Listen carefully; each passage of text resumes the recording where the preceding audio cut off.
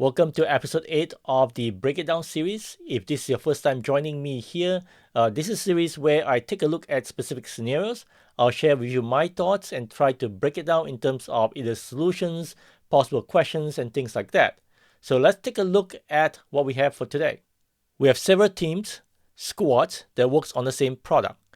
Each team has its own work stream between the prod, which includes bug fixes and prod enhancements from customer. All customer requests goes into the prod backlog.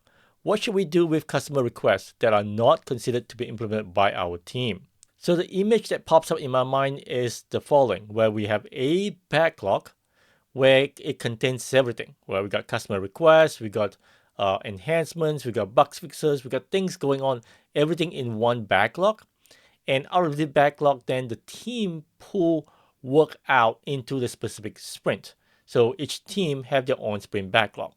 Now the question comes about is, what should we do with things that we're not going to work on? Pretty much, customer has provided the requests, the suggestions, for example, and we're not going to work on it right now. Is this something we're going to work on in the future? I don't know. So oftentimes what happens is that the backlog keeps growing. It contains things from a long time ago where we don't actually work on them. It's in the backlog and we don't want to remove it because there's a fear. If we remove them, then what happens if we need them, right? So what should we do in this situation? So ideally, you want to have a good hygiene practices in terms of your backlog. So you want to have things that's on the backlog that you are going to be working on. If it's not something you want to be working on, then my suggestion is to actually remove them. So then what happens to things that customer suggested? So let's look at it differently here. We have a prod backlog that contains suggestions from customers that get moved into the prod backlog when we're ready to work on it. Okay, so treat the customer suggestion as a separate backlog, as a separate queue, a separate list, whatever that may be, so that customer can continue to send in their suggestions. They get on there, and then you may have a policies involved in here. A policy in terms of how do we promote suggestions from the customer to our prod backlog that we will be working on. So for me, I would say prod backlog, maybe keep it light, not too much on there. And then you might ask, what about company strategy?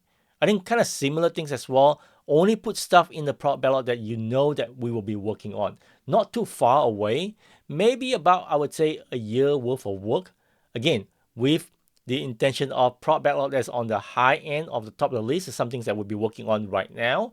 Anything that's further down is kind of coming up, right? So you don't really need to decompose that yet, but maybe as time gets closer to it, we'll decompose it then. And then from that, then each team can pull the work that's on top of the backlog into the sprint. Now, possibly you could also have a team backlog, kind of in between the prod backlog and the sprint backlog. And that's something that I like to do because I think it helps me keep a focus. So for example, sprint backlog is only for 2 weeks worth of work, whereas a team backlog might be a quarter worth of work. Again, however you want to dice it up, that could all still belong in the same prod backlog, but it's just the way that we see the details of it. So in summary, my suggestion would be to have a separate backlog for your customer, right?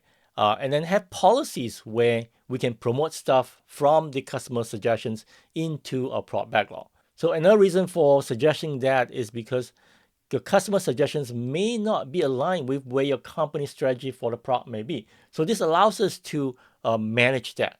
And then of course, also have a policy of when you should be cleaning up your prod backlog. Anything that is down on the prod backlog, if it stays on it for too long, you should probably clean it up because you might not be working on it. Now, by the time that you get to it, it might be 2 years down the road and you might have to reassess it, right? So it might not be valid anymore. So there you have it. This is something that I've seen and it worked for me. I'm curious as to how you would tackle this particular scenario. Bye.